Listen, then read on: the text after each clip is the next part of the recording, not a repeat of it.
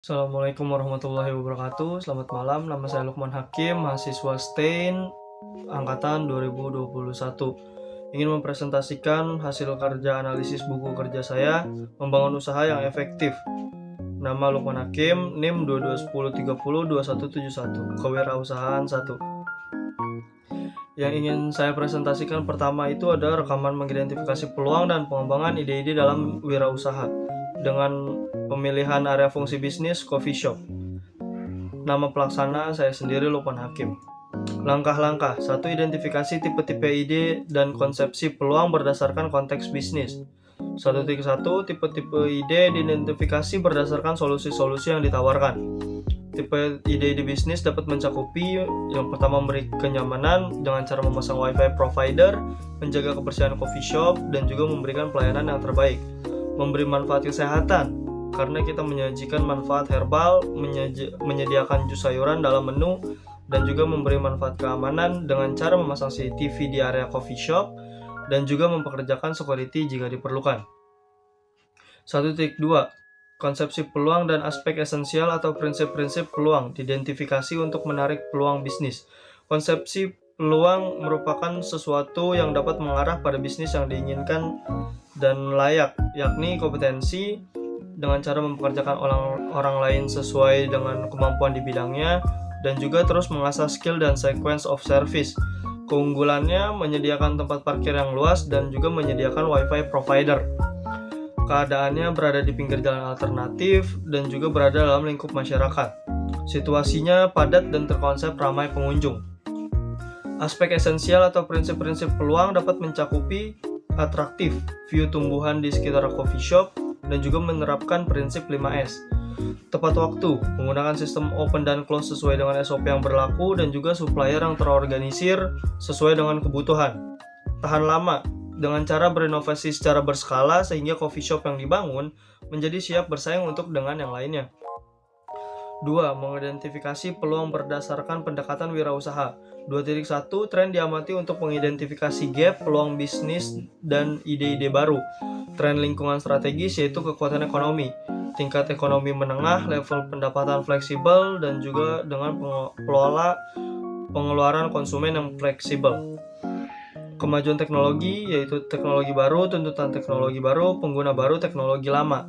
Kemajuan teknologi yang diperhatikan adalah ketika hadir inovasi dalam alat-alat penunjang keberlangsungan coffee shop. Perubahan politik dan regulasi, perubahan baru dalam arena politik, perundangan baru. Aspek yang diperhatikan adalah ketika ada pembaharuan pajak dan PPN yang dikeluarkan oleh pemerintah. 2.2 Masalah suatu sektor atau bidang diidentifikasi yang dapat menjadi peluang bisnis. Masalah-masalah yaitu kebijakan dan peraturan yang berlaku dalam lingkup negara dan daerah. Karena pemberlakuan PPN yang berubah, akan ada perubahan dari segi harga dan menyebabkan kenyamanan konsumen yang berkurang. Investasi yang belum banyak berkembang di daerah.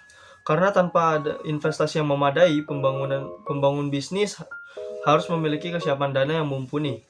2.3 Kesenjangan suatu produk atau jasa, identifikasi sesuai dengan konteks pasar. Kesenjangan suatu produk atau jasa yaitu kesenjangan kualitas. Karena suplai biji kopi secara besar-besaran akan menjadi salah satu kesenjangan yang ada, karena akan ada perbedaan grade biji kopi satu dengan yang lainnya. 3. Mengidentifikasi karakteristik personil wirausaha. 3.1 Pengalaman industri sebelumnya, diidentifikasi tim yang dimiliki.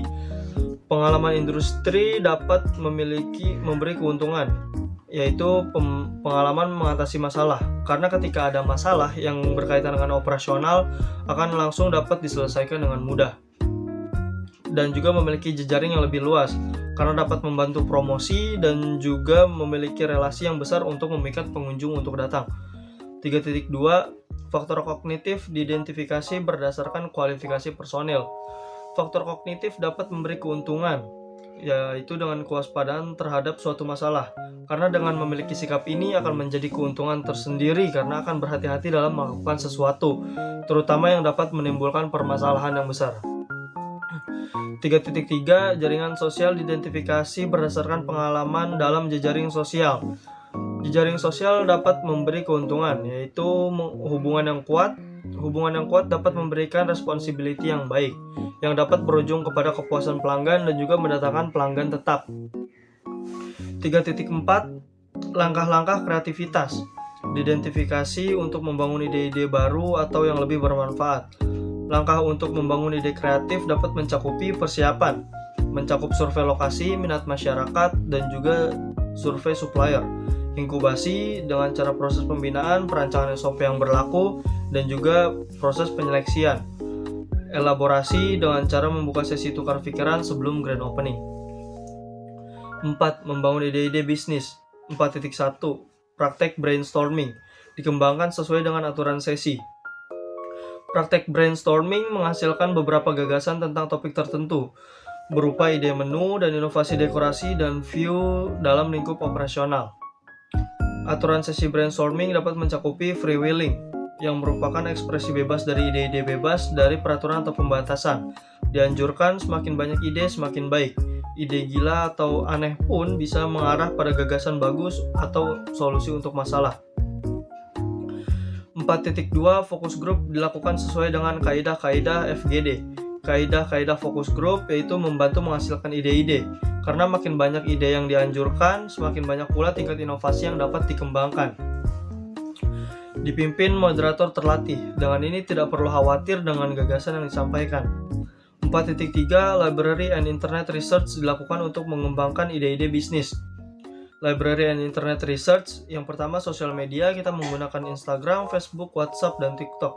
Viral, meningkatkan kedatangan pelanggan dengan memainkan mindset pelanggan itu tersendiri.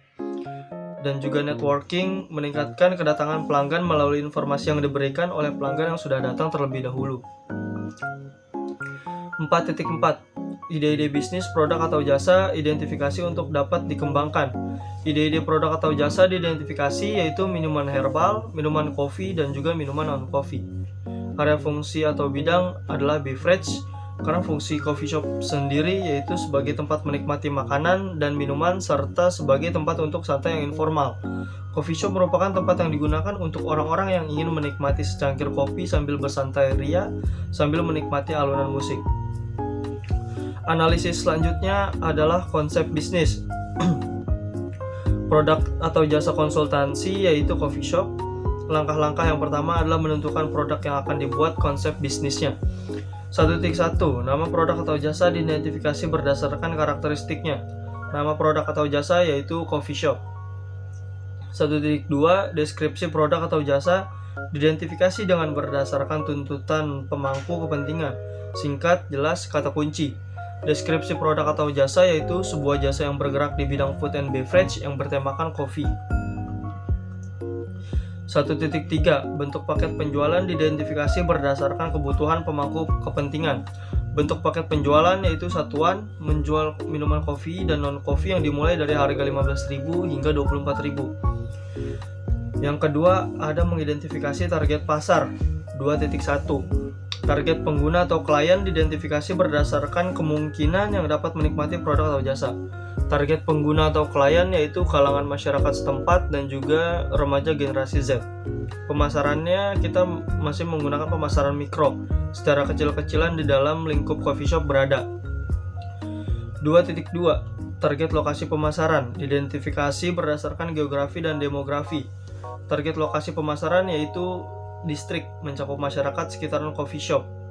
Yang ketiga, identifikasi alasan mengembangkan produk. 3.1 Kesenjangan produk atau jasa diidentifikasi berdasarkan hasil survei dan analisa. Kesenjangan produk atau jasa yaitu kualitas, karena dengan banyaknya pembelian biji kopi justru ini menjadi kesenjangan, karena kan ada perbedaan grade antara biji kopi satu dengan yang lainnya. 3.2 Peluang pasar diidentifikasi berdasarkan hasil survei dan analisa. Peluang pasar yaitu pengembangan produk, menjual produk baru di pasar yang sudah ada, dengan cara berinovasi terus-menerus mengikuti perkembangan yang sudah ada. 4. Mengembangkan fitur spesial. 4.1 Tujuan produk atau jasa dan penggunaan diidentifikasi berdasarkan survei dan analisa. Tujuan produk atau jasa dan penggunaan yaitu produk kenyamanan. Ini adalah jenis produk yang dapat dibeli konsumen berulang kali, karena kopi bisa dinikmati kapan saja dan juga termasuk minuman yang mudah untuk di repeat order tiap harinya. Dan ini adalah Apabila produk khusus, produk ini biasanya ditentukan oleh merek yang membuatnya. Hal ini biasanya ditentukan oleh kualitas dan teknik yang dipakai oleh supplier. 4.2. Fitur-fitur utama yang ditawarkan diidentifikasi berdasarkan analisa tujuan dan penggunaan.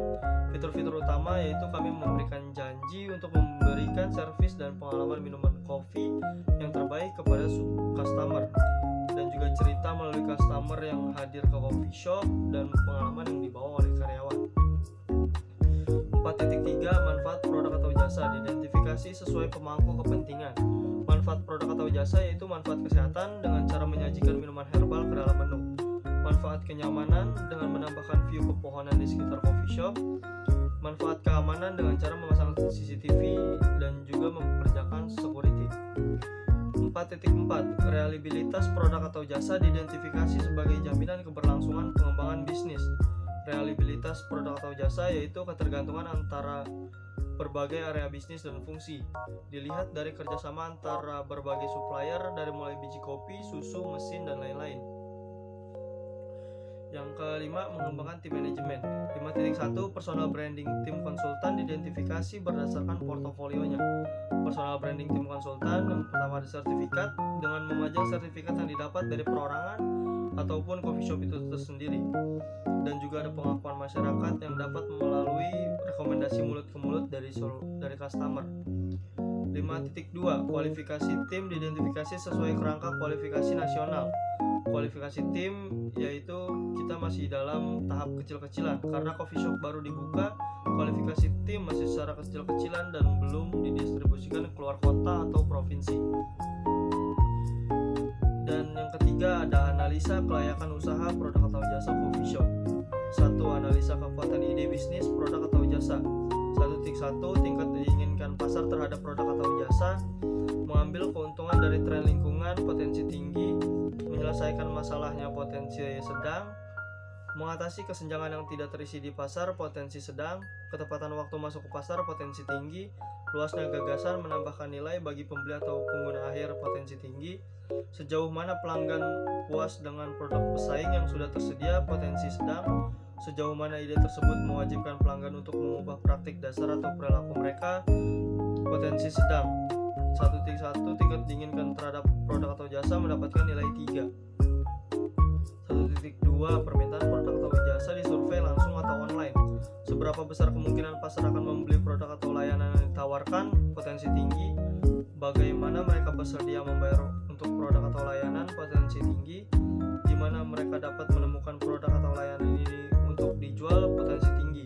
Permintaan produk atau jasa disurvei langsung atau online mendapatkan nilai 3. Analisa kekuatan ide bisnis atau produk atau jasa mendapatkan nilai akhir 3. Yang kedua, kelayakan target industri. 2.1. Daya tarik industri. Jumlah kompetitor, potensi rendah. Tahap siklus hidup industri, potensi tinggi. Tingkat pertumbuhan industri bidang ini, pertumbuhan tinggi, potensi tinggi. Pentingnya produk atau layanan industri kepada pelanggan, potensi rendah. Margin operasi industri mendapatkan potensi sedang. Daya tarik industri mendapatkan nilai 0. 2.2. Daya tarik target pasar dan konsumen. Identifikasi target pasar untuk usaha baru yang diusulkan, potensi sedang. Kemampuan untuk menciptakan penghalang untuk masuk bagi pesaing, potensinya potensi sedang. Daya beli pelanggan, potensinya tinggi. Kemudahan untuk pelanggan sadar akan produk atau layanan baru, potensi tinggi. Potensi pertumbuhan target pasar, potensi tinggi. Daya target pasar dan konsumen mendapatkan nilai 3. Kelayakan target industri mendapatkan nilai akhir 1,5. Yang ketiga, analisa kelayakan organisasi. 3.1. Kecakapan atau prowess manajemen. Pendiri atau pengalaman pendiri dalam industri, potensi sedang. Pendiri atau keterampilan pendiri berkaitan dengan produk atau jasa baru yang diusulkan, potensi tinggi.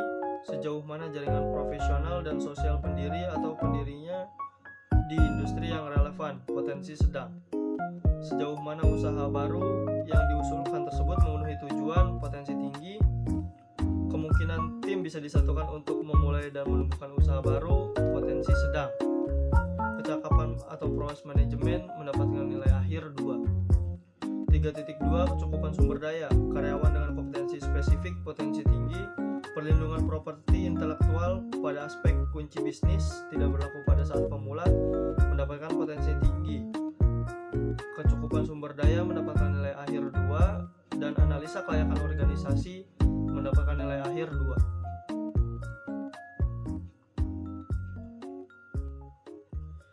4. Kelayakan finansial.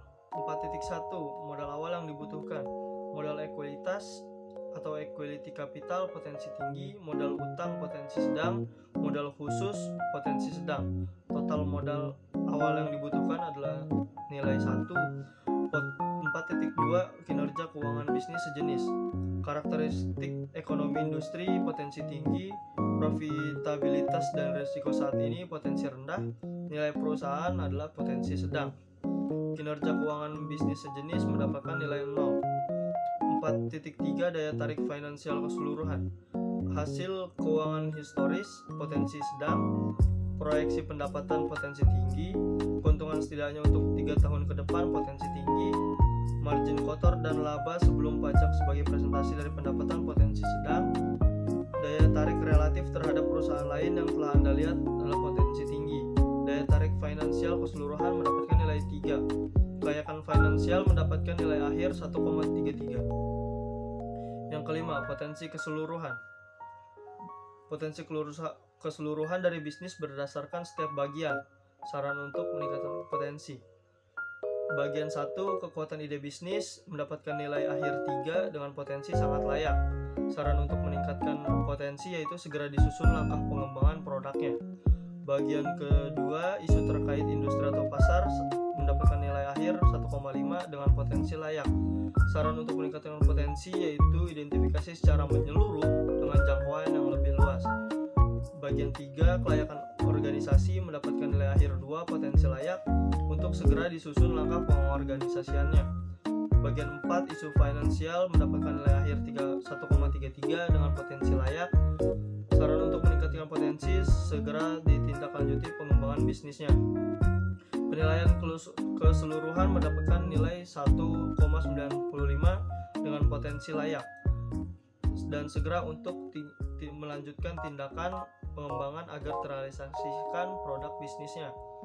Ringkasan dari analisa di atas yaitu identifikasi ide bisnis ini mendapat poin di potensi layak dan segera ditindaklanjuti segala aspek pengembangan agar segera terrealisasikan dengan baik dan benar. Sekian presentasi buku 1, 2, 3 saya di mata kuliah Kewirausahaan 1. Kurang lebihnya mohon maaf. Assalamualaikum.